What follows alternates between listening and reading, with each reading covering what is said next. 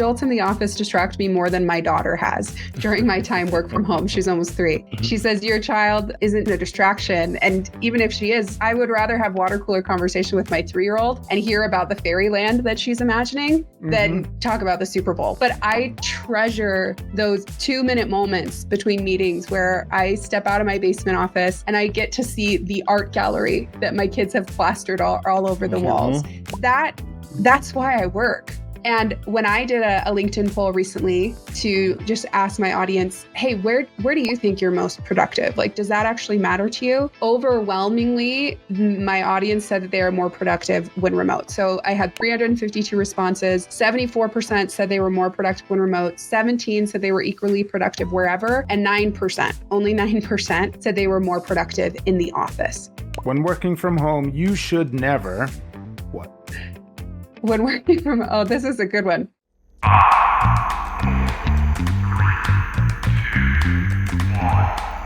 You're listening to. Welcome to What the Tech, your gateway to business strategies and tech secrets shaping today's workplace. What up, what up? It's Rolando over here, and over there is... And over here's Dave, Mr. Dave Kelly.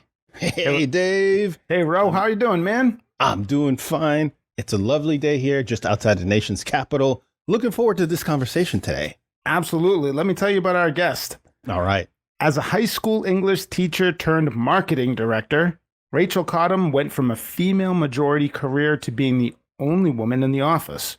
While she's loved her time in the Utah tech startups, she's also seen the need to bring men into the conversation, creating allies, not enemies. And as always, if you want to get the full experience and sound effects, you'll want to listen with your headphones. If you're listening to this podcast, we'll be serving up videos that you can watch on circuitloops.com. Make sure to check us out. All right, Dave, thank you very much. And before we get to Rachel, I got to give big props.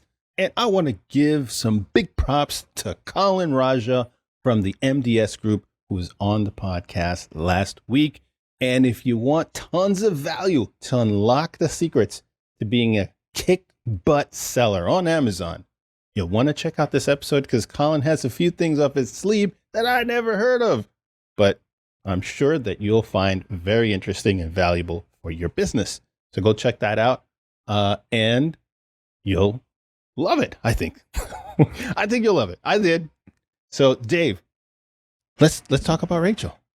So, Rachel created the Allies at Work Playbook to share easy tactics to level up the playing field for women and other minority groups. You can download it for free at rachelcottam.com. Rachel is currently collaborating with the Utah Women in Leadership Project to close the gender pay gap. She shares her story on LinkedIn, and she loves her husband and 3 mini feminists. Let's bring on to the show, Rachel Cottam. Hey, Rachel. Hey, guys.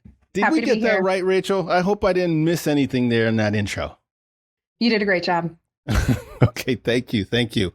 Well, Rachel, where are you checking in from today? So I'm near Salt Lake City, Utah.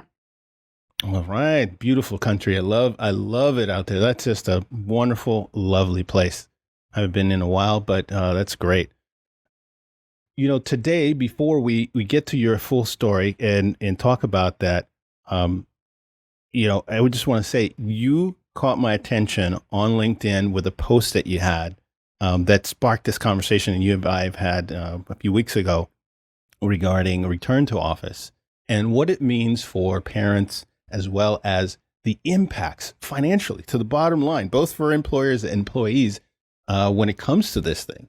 So, you had an actual dollar amount and it resonated with me because I have a little one. And if I had to go back to the office, I would be, as an employee, absorbing an additional $16,000 in cost that all of a sudden on that I was the daycare provider or providing that care to my little toddler or little one.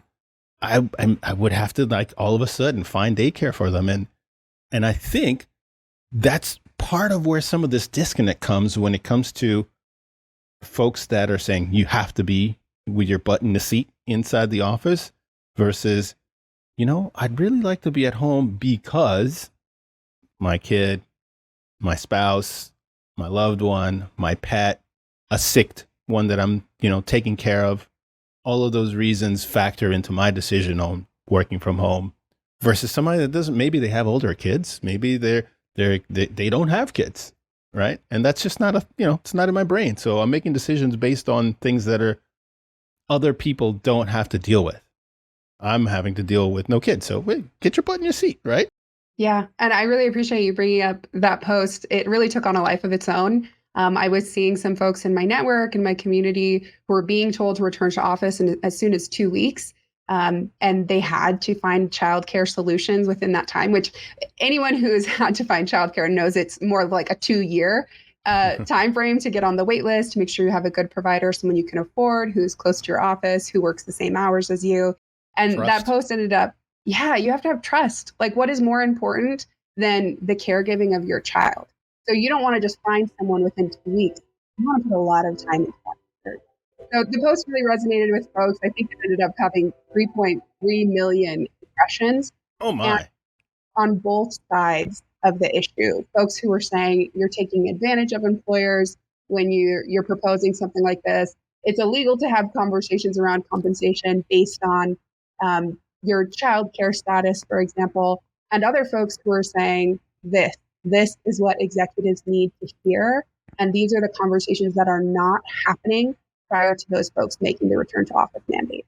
Do you think it's something as easy as, just because it's not my situation, right? If I was, I'm just going to put in a very stereotype. If I'm a 59-year-old executive or middle manager, at that age, you're probably further in your career. You may have had kids, so they're gone. And so to you, it's not resonating, or it's just not in your brain like somebody that's 35 and maybe has a young one. Or is it just more sinister than that, you think? I don't think it's sinister. I tend to give folks the benefit of the doubt, but the demographic that you're representing is true. We know that in the C-suite, we still see about 80% male versus 20% female. Of that demographic, the majority are white, the majority are over 50. So they may, as you're stereotyping, have a certain lifestyle, have kids that are older, or never really carried that burden of childcare. The way that, 50 years ago, it just wasn't the same as it is now. We're going to jump into some other questions, as it relates to working from home and the benefits and the misconceptions. But before we do, a quick read from our sponsor. Listen, Rolando, do you remember when clients and business partners were keeping us awake at all hours of the night? Heck yeah, man. Man, and I'll tell you, like so many salespeople that I know, they use their personal cell phone number, for work. And I just think that's crazy. So we just want to let the people know. Do the people know that they can easily use Zoom for both online meetings and also phone calls? Well, you can. Take back the night so that you can sleep better knowing that your phone won't ring at all hours of the evening. The Zoom phone allows you to keep your personal phone number separate so that you can rest more easily and be more effective during the day. And with Global Tech Worldwide as your Zoom partner, setting it up is as easy as 1, 2, 3. So make sure that you check them out at tech.global/Zoom to get started today. So back to the conversation at hand. Yes, thank you, Dave. I hate getting disturbed at night, but it also, Rachel, if we were to just bring that in even to the conversation, I think that also is part of the issue when it comes to remote work or work from anywhere. I think for a lot of folks, especially in America, there isn't a lot of muscle memory because remote work for a lot of folks prior to the pandemic was something that you had to either apply for or get approval for. And so not a lot of people experienced what it's like working from home. And so getting the taste of that, having a good, clean separation between work and home, a lot of times got blurred. And so balancing or keeping boundaries on things wasn't very easy for folks that hadn't been doing it. And now you're trying to build this muscle memory around how to do it well. And for some folks, it worked really well. And for others, not so well. Would you agree or disagree with that? I would agree. For me, when I first had to go work from home during the pandemic, I was terrified. I was so frustrated. I think there were a lot of feels for us that were more than just about the work from home dynamic. But I didn't know how I could pull it off. I truthfully didn't know how I was going to be able to achieve any sense of balance. And for a while, I didn't. I think so many of us were in survival mode with our businesses. So many of us were saying, we've got to work longer hours. We've got to work overtime. We're working from home. So now that could really be any time of the day. And we didn't set clear boundaries around when we're taking Zoom calls or when our personal cell phone was ringing for business. I think for me, one of the greatest benefits of the pandemic, however, was seeing that I could do it and seeing that it actually brought better health benefits for me. It gave me more time to exercise. I was saving money on gas. I was saving money on food, on coffee. And I think that we often forget how positive those changes were because we have, as you were saying, this demographic that says, well, I did it for a long time this way and I liked that better. But the truth is a lot of folks received benefit from shifting to work from home. For sure. So knowing that you figured out how to do it, maybe you had some doubt, you've learned how to do it. My question would be, fill in the blank, Rachel. When working from home, you should never, what? When working from, oh, this is a good one. I mean, I go back to your sponsor. That's probably intentional. When working from home, you should never force yourself to work outside of working hours. I think for me, I got really good at setting a calendar that showed when I was working and when I was not. As a parent of young children, I have kid duty on my calendar. I have school drop off on my calendar, and I don't hide those things. Good. I think, to your question, a lot of times folks used to hide personal appointments, childcare appointments on their calendars. They would just put it as an ambiguous meeting because they were afraid of the repercussions. And when we talk about how we can build allyship in workplaces, I think it is by living our lives out loud, by parenting out loud, and that starts all the way at the top. So when you work from home, you should never be afraid to hide those things that are happening on your calendar that are part of being a parent, that are part of being a human being. Go on a walk, take the time that you need. Work from home has created better mental health and better working conditions for a lot of folks. I love it. I do too. I love it. I can't agree with you more. I don't even want to add to that because that was well said. And I agree with everything you just said because it's definitely enriching. But I want to get your reaction to a very well-known figure that says, I don't know, Rachel, you're not thinking straight when it comes to remote work. So don't give it away.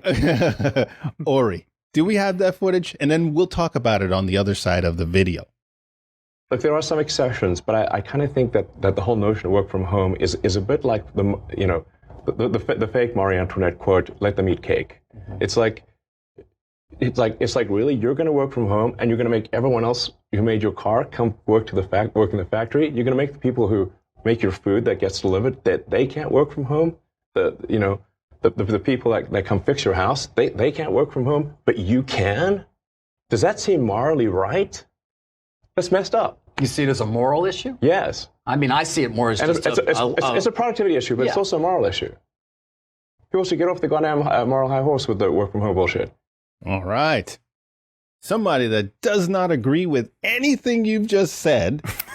What do you react? What's your reaction to that? When you, I know my reaction when I heard that, but I would love to know what your reaction is to that. I'm sure you've seen that. Yes, I've heard the quotes from Elon Musk claiming that work from home is morally wrong. And I think it is important that we acknowledge in this conversation a really critical caveat that being able to work from home is a massive privilege that only applies to folks who are knowledge workers, portable workers, whatever you want to call it. There is only a subset of the community that this can apply to. We recognize that folks in the service industry do not have the ability to work from home. I was a high school English teacher for 3 years before I transitioned to tech. As we mentioned, I was not able to work from home. And in fact, I rarely took a sick day because creating a sub plan took more time than just coming in and pushing through the day sick. So I think that's my first reaction. Yes, we are right to acknowledge that working from home is a massive privilege, and I'm grateful to speak from that perspective. Second, is it morally wrong? No. We could get into a lot of what that could mean about the morals of it, around the integrity of it. Mm-hmm. And I think that post, as we were talking about earlier, created a lot of outrage because all of a sudden people were asking, hey, is working from home as a parent actually taking advantage of your employer? Are you trying to say that you can provide childcare and do your work at the same time? And that is not the conversation, right? The conversation is around flexible work. It is around trust. It is around allowing parents to schedule work around pickup or drop-offs and knowing that they're still going to be productive employees. So do I wholeheartedly disagree with Elon around the morally wrong statement? I do. I think even though you guys in a recent episode talked about how the slackers in the office are going to be the slackers at home. So is there an element of folks who are taking advantage? Like, is there a percentage? Of course there is. There's going to be a percentage in the office who are playing solitaire on their computer all day. Or Tetris. Or Tetris. Your choice, right? His favorite. Yeah. So I just think it's important to acknowledge, no, is it morally wrong to work from home? That's not the issue. It is morally wrong to take advantage of your employer by not working in the time frame or with the outputs that are expected.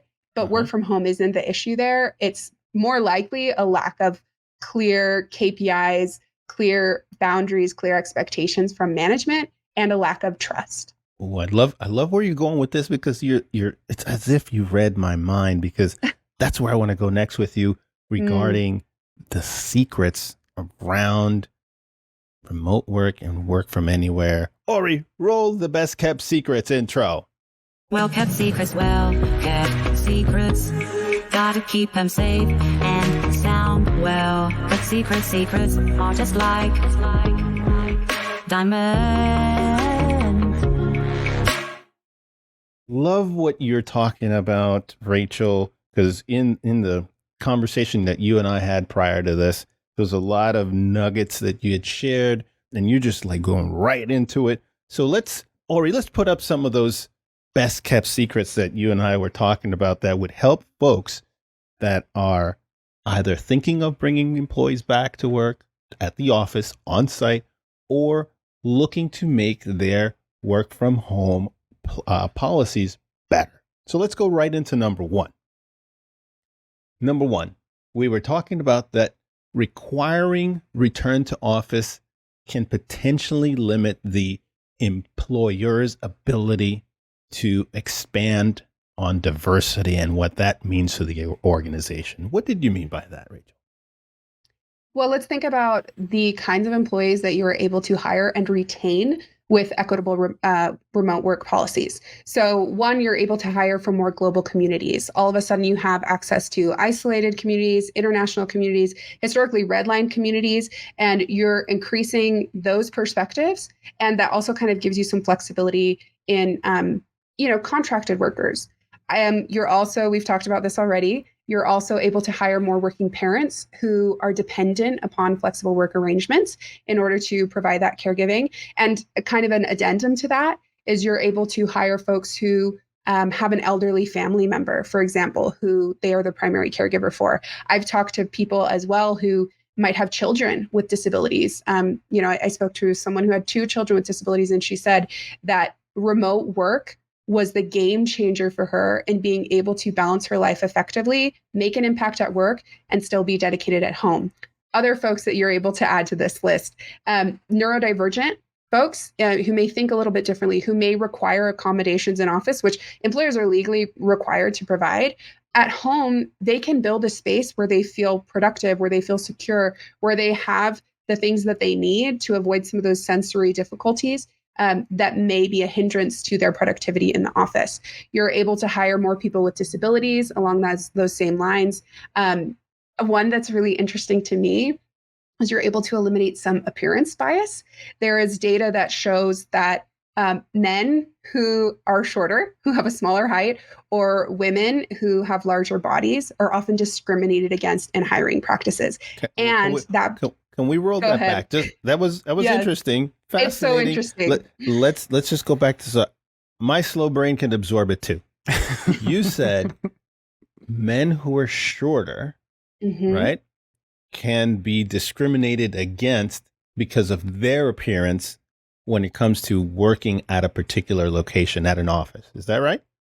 Yes. Let me see if I can find these stats for you because they are fascinating. Wow. So here's the one. Oh, for each 2.5 inches of extra height, a man earns $1,611 more a year annually for each 2.5 inches. 2.5 inches above, let's say 5'4", 5'5", 5'9". What are we talking about? The study said of extra height. So I'm not sure where we start counting extra. So above average height, right? So if whatever the average is right now, 2 inches above that, then you get an extra $1,000? Yes, a year annually, right? So this adds up over time.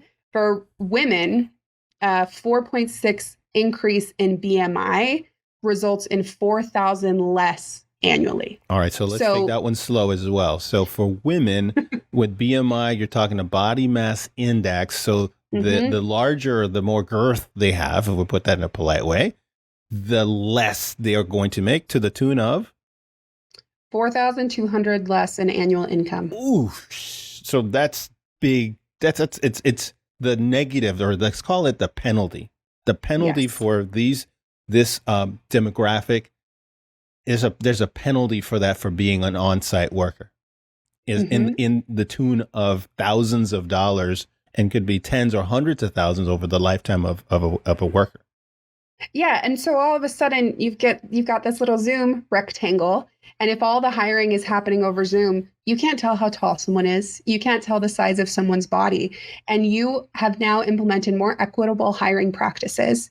And you're eliminating some of that unconscious bias you might not have even been aware of. But if that person came into the office to interview, they were less likely to get the role. And as I mentioned, this continues along in the career progression. I just recently read an article that says it is to women's benefit to remain underneath that BMI average if they hope to be promoted or move into a C-suite role within their career. Wow. So one of the things we can't remove in an office, or what I hear you saying, it seems like we can't remove the things that are in our head about an ideal worker and what that worker should look like or be, right? And the biases, we can't remove those from our brains because they're ingrained somehow. And the ones most impacted are those two groups that you just talked about. That's amazing. It's a really interesting data point. And I do want to correct you on just one thing. We can retrain our brains, and we should. There we go. I do want to make sure that we say that here, that is absolutely possible to acknowledge and root out unconscious bias.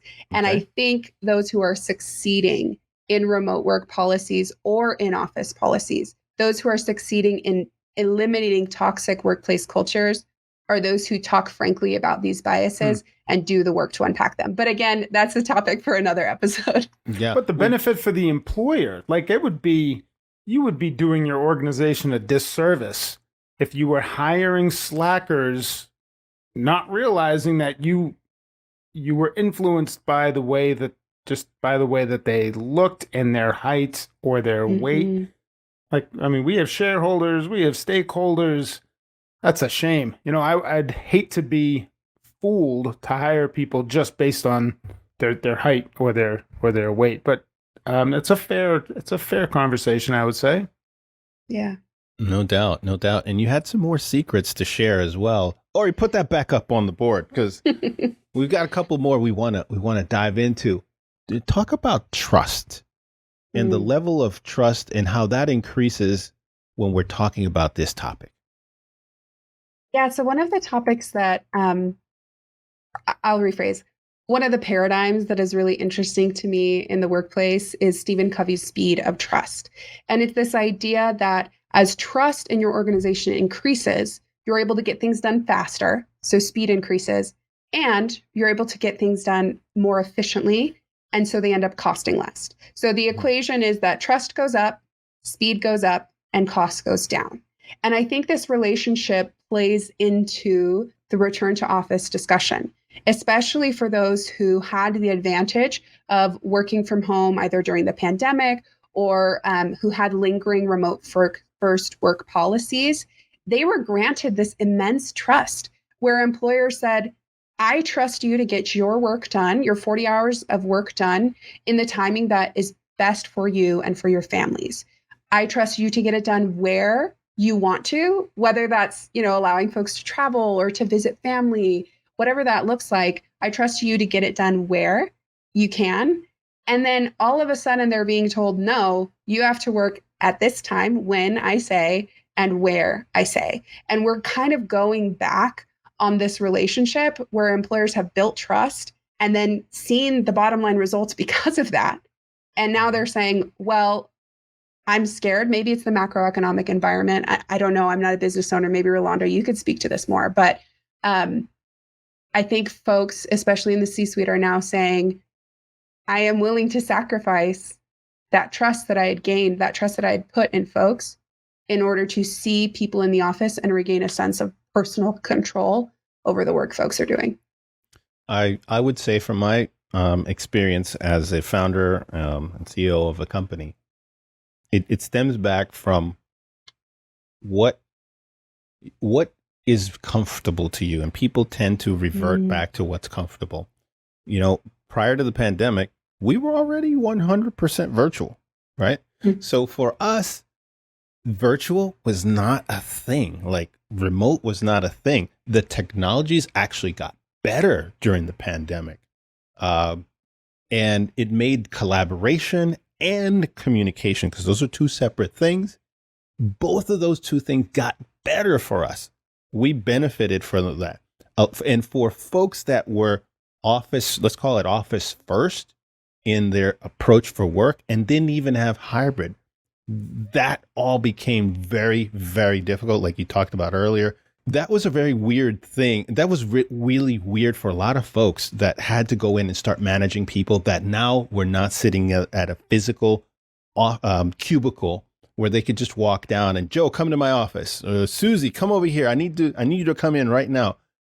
Managing that way became extremely difficult during the pandemic because now you're forced to learn, and learning a new thing is hard on the brain. And a lot of times you're talking about retraining the brain to think, I got to have a standing meeting we have every Monday at 9:00 and then on Tuesday.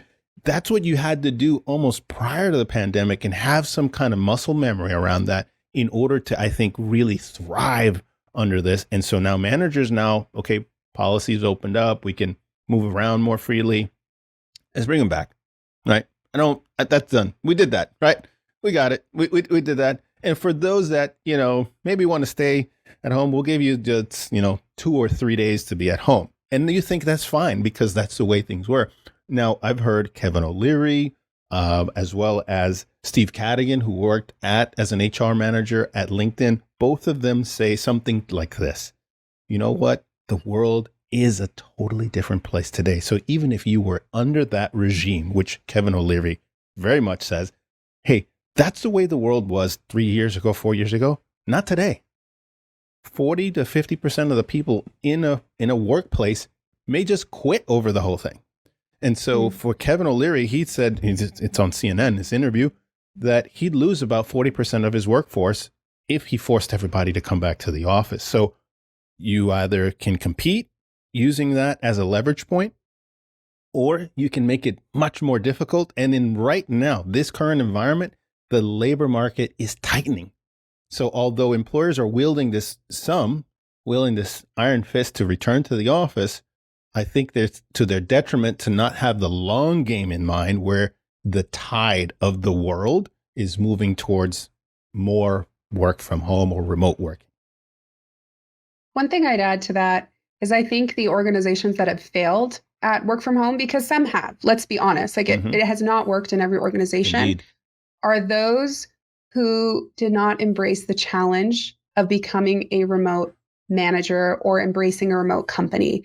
As you've talked about already, there are tools that can help you with communication and collaboration, but there are also soft skills in management that you have to develop differently when you're managing a team remotely versus when you're managing them in office. So I think, to those managers, I would say, did you give it your best shot? Can you try it again?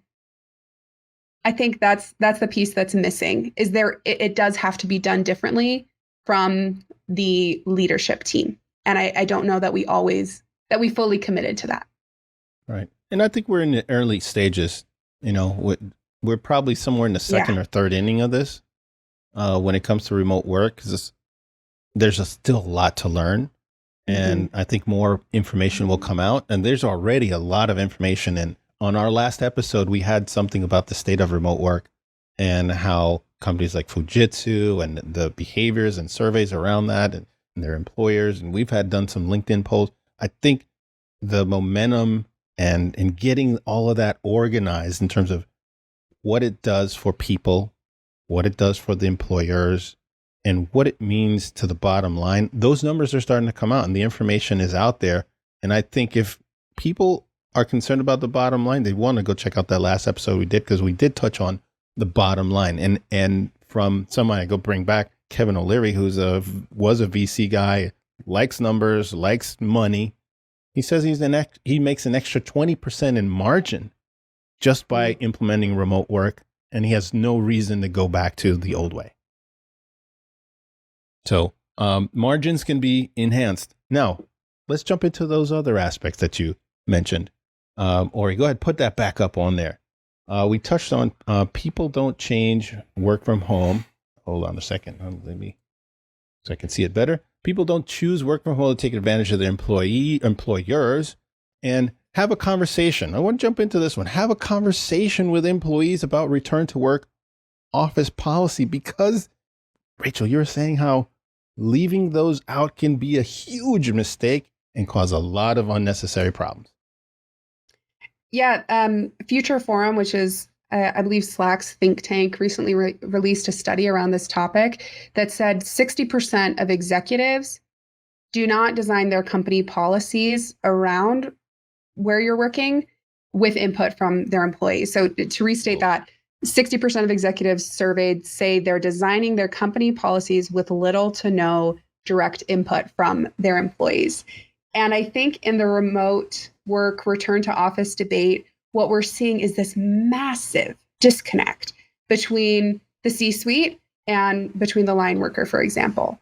And when I did a LinkedIn poll recently to just ask my audience, hey, where do you think you're most productive? Like, does that actually matter to you? Overwhelmingly, my audience said that they are more productive when remote. So I had 352 responses. 74% said they were more productive when remote. 17% said they were equally productive wherever. And 9%, only 9%, said they were more productive in the office. And so I think these are the kind of pulse checks that leadership teams are not running before requiring these mandates. As you said, it's kind of a gut reaction. I miss working from in the office. I miss seeing people. I'm seeing some downward movement in our financials. I think having people in the office could help make an impact there. And really, that's not the response. That's not the perspective of these employees. And that's where you see that tension and some of that frustration from folks who are being told they have to return to the office. And let me give you some more color to what you're saying. Your poll had some of this. We found a survey from Fujitsu's 80,000 employees in Japan. Prior to the pandemic, they had an internal survey that said 75% of people viewed the office as the best place to work. That number went down to 14% after people went home. And and that is an amazing stat within itself, to think that people that said, 75, we overwhelmingly love going into the office, and that went down to 14. And so tying in why you would want to have employee input on a return to office policy, because if now the workplace is only 14% favorable, that means that 86% are not, or the input of that 86% would be completely missed in a policy that would really almost eliminate or put them to the sideline in favor of the 14%, right? if we were to kind of calibrate things that way. So if you don't take the input of the 86% or roughly somewhere in that neighborhood, you're really going to have a culture problem. You're going to have an attendance problem. You're going to have all sorts of issues that are going to come up as a result of that. I think this goes back to that original post that you shared of mine, essentially the hook was that if you're requiring folks to come back into the office, you should also be offering them a raise. Well, what that means to me is that if you're requiring folks to come back into the office, the contract that they signed when you hired them has changed, right? When I get a new contract, when I'm evaluating a new position, I'm doing that math. I'm asking myself, does this salary match with my current lifestyle? Does this support my needs related to my family, related to my housing, related to my transportation? And you have that on screen, Rachel, for folks that are following us online via video. That post that Rachel's talking about is on there, and you can see the information she's provided. Thank you. And so I think it's important to acknowledge that all of a sudden this service agreement has changed. And so whether you're a working parent, obviously that's the number that I cited because that's most personal to me, but whether you're a working parent, whether you're an employee of any type, if you signed an agreement that said our company is remote first and you won't be required to come back to office, and then that agreement changed, we better be reevaluating a few things. So that looks like a conversation with your manager. Maybe they say, hey, we're looking at moving back to office. What would you need how could I support you in order to make that most possible? And maybe that is a financial incentive. Maybe it's not. Like, let's get creative about the way that we are supporting folks in returning to office if that is the culture and the office expectation we're going to require. I do too want to go back to those working parents, back to that secret number 3, because I think it is, like I said, the audience that's most important to me. And Dave, you and I were chatting briefly before this, and I really wanted to hear what you had to say. But you were sharing how for you, when you were working and didn't have the option of work from home, you saw your kids only, 90 minutes a day? Is that right? Minimal. Strangers were spending more time with my children than I was, for sure. Yeah. And it was a commute into a city. It was a commute back home. I tried to make myself available as much as possible, but I did some real simple math. I didn't want to work. I didn't want to go to work. I wanted some other way. I wanted something different. Again, building a family, it's the most exciting time. It was the most exciting time of my life outside of graduating college and starting my career. Getting married, and when kids came along, that was just a wonderful start to a chapter. And then the reality real quick is you're going to pay for someone else to take care of your children. Mm-hmm. The time that you are with them, you make that very meaningful, but that's going to be Friday night, Saturday, Sunday, and then Monday's going to come along, and then you're going to have to give your child away. And it was sad when you did the numbers. And then when you did the numbers with your income versus your expenses for taking care of that child, it was just time to reevaluate just where I wanted to physically work. Because again, back then, 2004, 2005, work from home was, it was delegated to people that were higher up on the totem pole, different responsibilities, different level of trust with the organizations. And as a newbie kind of coming up, I didn't have that yet, but it was very eye-opening for sure. Yeah, thank you for sharing that. And I think that's been my experience too. I don't want to miss out on my children's life. One of the women who commented on my post, the one you just shared, it made me laugh. She said, adults in the office distract me more than my daughter has during my time work from home. She's almost 3. She says, your child isn't a distraction. And I responded to her and I said, and even if she is, I would rather have water cooler conversation with my 3-year-old and hear about the fairyland that she's imagining than talk about the Super Bowl, which, mixed opinions on which you would rather talk about. We don't need to get into that. But I treasure those 2-minute moments between meetings where I step out of my basement office and I get to see the art gallery that my kids have plastered all over the walls. That's why I work, right? I'm not working because it's the only thing that fulfills me. It does fulfill me. I challenge myself in my role. I'm ambitious, I'm dedicated, but I also have a life outside of work that is so fulfilling and rich that I'm not interested in missing for a 2-hour commute to the office. I love those Agreed. words, Rachel. It literally as if you sat in on our production meeting today. Everything you just said the last 60 seconds. I said to the guy, it's time for us to come up with a new phrase. I've been thinking about something called work fulfillment. And you said those words. And because it allows work fulfillment encompasses being able to enjoy work, being able to enjoy family, being able to be respected with the work you do, being able to be recognized, being able to do those things that you would do when you work from home, like caring for your kid, a loved one, or somebody that's not feeling well, right? All of that is part of the thing. I'm fulfilled with work, and therefore I can produce, right? Yeah. I can't really produce if I'm driving every day an hour, sitting in traffic, smelling the polluted traffic every single day because it's bad for my brain more than just your body. So anywho, I really enjoy this. Maybe I got to go sweep out the studio because you literally said what we were in our production meeting up to this. What I want to get into with you now is a rapid fire segment. What's in your brain is in your brain. And you just tell me what the words or feeling are. And Dave and I are going to go back and forth on this. So Dave, I'll kick it off. These are 5 things. So what would be more embarrassing? So they're going to get progressively more challenging, I think, but maybe for you not so. So what would be more embarrassing, this or that? Number 1, walking into a meeting late versus logging into a virtual meeting late.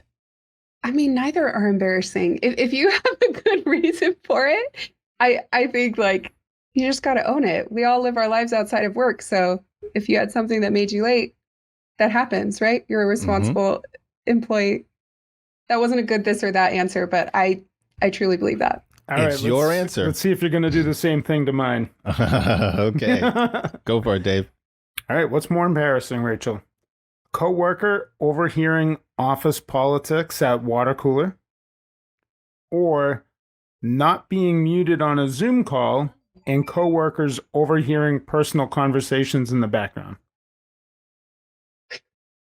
I'm going to choose office politics because I don't think those are water cooler conversations. We should have those elsewhere. The Zoom call ones, I think those are endearing. I love hearing somebody's kid hop up or their dog barking on their lap. I think those are cute. What about the pet names? I'm glad you're saying it sounds like you're more patient than the average bear on an online meeting. I truly don't get embarrassed easy either. So maybe this wasn't the best rapid fire for me. I see. Okay, but we got some more. Let's see if we can, turn the blush-o-meter up a little bit. Okay. This one, getting caught gossiping at the office or sending a personal email to the wrong person. The second. Yeah? Yeah. Personal emails. That could be bad. It could be really bad. Could be really bad. All right, Dave, your turn. And that's why you put that delay on your yes. email. You turn on your Gmail delay. Sending personal email to the wrong person. I have done that once 18 years ago, and it is still in my brain today. I was still thinking about it, and I was still kind of cringing. Anyway, all right, so the next one. What's more embarrassing? Skipping out on happy hour drinks with coworkers or skipping out on family dinner time? Always the second, but I think that's a given based on our conversation. Yeah. Well, we didn't come in this one with prejudices because we didn't know where you would fall in on that. If not, we'd have been able to find some real turning up the heat. But it seems like you don't get too rattled by these, so that's kind of cool. And here's the last one, kind of humor, tongue-in-cheek humor, especially for folks. Maybe you don't get embarrassed, but we'll see. Walking out of the office bathroom with toilet paper stuck on your clothes or flushing sounds on a Zoom call? I'm going to say flushing sounds on a Zoom call because, like, we just don't need to be there with you, bud. Like, take care of that on your own time. But again, like, I'm very much of like, let's make the office more human. So if you have toilet paper walking out of the bathroom, let's laugh about it together. What a great story for the plot. Also something that may stick with you for 18 years. Oh, is this a real experience? I'm understanding now. This happens. We actually had to filter out what we were originally going to put in here because, she may not like that. So let's go with something that can and does happen. And then, it's a very easy conversation to have around that.